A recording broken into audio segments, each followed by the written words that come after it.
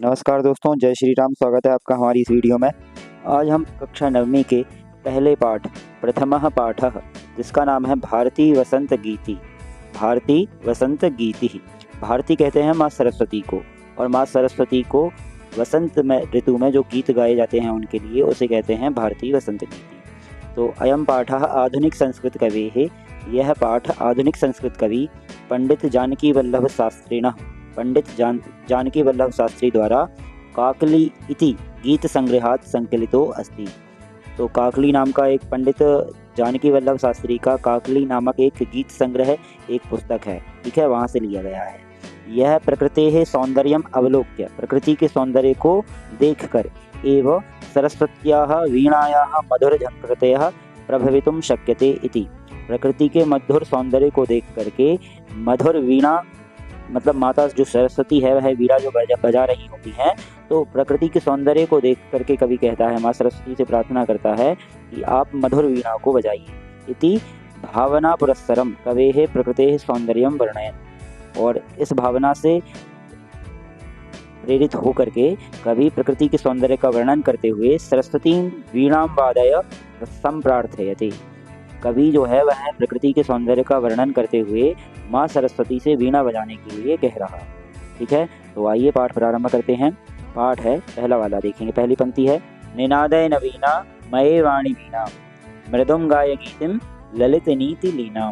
अर्थात हे सरस्वती माँ, नई वीणा को बजाओ, सुंदर नीतियों से परिपूर्ण गीत का मधुर गान करो। जो कवि है वह प्रकृति के सुंदर दृश्य को देख करके माँ सरस्वती से नीति युक्त गीत गाने के लिए कह रहा है। फिर अगली वाली पंक्ति में देखते हैं, मधुर मंजरी पिंजरी भूतमाला वसंते लसंती सरसा रसाला कलापा ललित कोकिला काकलीना। अर्थात इस वसंत ऋतु में मधुर मंजरियों से पीली दिखने वाली सरस का आम के वृक्षों की पंक्तियां सुशोभित हो रही हैं। अर्थात जो आम का वृक्ष है वह आम की पीली पीली मंजरियों से सुशोभित हो रहा है। और क्या है, मनोहर कूक वाली कोयलों के सुंदर समूह लग रहे हैं। अर्थात मधुर आवाज करने वाले कोयलों के समूह, ठीक है, मधुर आवाज कर रहे हैं। कौन कर रहे हैं? कोयलों के समूह। ऐसे मधुर वातावरण में कवि प्रार्थना कर रहा है कि हे सरस्वती, नई वीणा को बजाओ। अगली वाली पंक्ति देखते हैं, वहति मंद मंदम सनीरे समीरे कलिंदात्मजाया सवानीर तीरे नताम पंक्तिमालोक्य मधुमाधवीना निनादय नवीना मयि वाणी। अर्थात यमुना नदी के वेत की लताओं से युक्त तटों पर जलयुक्त वायु के धीरे धीरे बहने पर मालती लताओं की झुकी हुई पंक्तियों को देखकर हे सरस्वती, नई वीणा को बजाओ। ये यमुना नदी के सौंदर्य के तट के सौंदर्य का वर्णन किया गया है कि जो यमुना नदी है वह धीरे धीरे बह रही है, वेत की लताएं नदी के किनारे पर हैं, तो कितनी सुंदर लग रही हैं वो वेत की लताएं, इस बारे में बताया गया है। और ऐसे सुंदर सुरम्य वातावरण को देख करके कवि प्रार्थना करता है माँ सरस्वती से कि हे सरस्वती माँ, नई वीणा को बजाओ।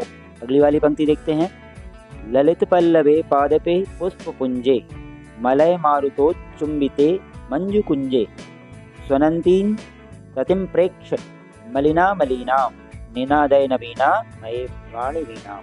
अर्थात मलय पर्वत की सुगंधित वायु के स्पर्श से आकर्षक पत्तों वाले वृक्षों, फूलों के गुच्छों व सुंदर लता कुंजों का गुंजार करते हुए काले भौरों की पंक्तियों को देखकर हे सरस्वती माँ, नई वीणा को बजाओ। अर्थात जो मलय पर्वत है वहाँ से जो सुगंधित वायु बह रही है मलय पर्वत पर, और उस सुगंधित वायु को स्पर्श करके जो भ्रमर आ रहे हैं, उन सुगंधित भ्रमरों को देख करके हे सरस्वती माँ, नई वीणा को बजाओ, ठीक है। इसके बाद अगली पंक्ति देखते हैं, लतानां नितांतम शुमम शांतिशीलम चलेन्दुत छलेत कांत सलिलम शलीलम तवाकर्ण वीणा मदीनाम नदीनाम निनादय नवीना मयि वाणी। अर्थात तुम्हारी ओजस्विनी वीणा को सुनकर लताओं के एकदम शांत पड़े फूल झूम उठे और नदियों का स्वच्छ जल क्रीड़ा करता हुआ उछलने लगा है। हे सरस्वती, नई वीणा को बजाओ। अब जब कवि इतनी प्रार्थना कर रहा है तो माँ सरस्वती वीणा को बजाने लगती है। तो उनकी वीणा को सुनकर के जो शांत पड़े हुए पुष्प हैं, वह उछलने लगे, और नदी का जो स्वच्छ जल है वह भी क्रीड़ा करता हुआ उछलने लगा है। और ऐसा सुंदर वातावरण देख करके कवि माँ सरस्वती से प्रार्थना करता है, हे सरस्वती माँ नई वीणा को बजाओ। और इसी संग सुंदर पंक्ति के साथ में ये पाठ हमारा समाप्त होता है। आइए अब इस पाठ के प्रश्न उत्तर करेंगे। तो आइए दोस्तों पाठ का अभ्यास कार्य प्रारंभ करते हैं। पहला वाला प्रश्न है, एक पदेन उत्तरम लिखत, एक शब्द में उत्तर देना है। तो पहला वाला प्रश्न है इसका, कवि ही काम संबोधयति, कवि किसे संबोधित कर रहा है? तो वाणी, वाणी अर्थात सरस्वती को। दूसरा वाला प्रश्न है इसका, कवि ही वाणी काम वादयितुम प्रार्थयति, कवि सरस्वती माँ से किसे बजाने के लिए कहता है? तो वीणा, वीणा बजाने के लिए कहता है। तीसरा वाला प्रश्न है इसी का, कीदृशी वीणाम निनादयितुम प्रार्थयति, किस प्रकार की वीणा बजाने के लिए कह रहा है? तो नवीनाम, नई वीणा को बजाने के लिए कह रहा है।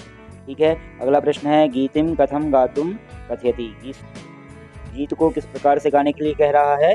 तो उत्तर होगा इसका मृदुम, मीठे स्वर में, मधुर स्वर में गाने के लिए कह रहा है। अगला वाला प्रश्न है, सरसा रसाला कदा लसंती, जो सरस आम के जो,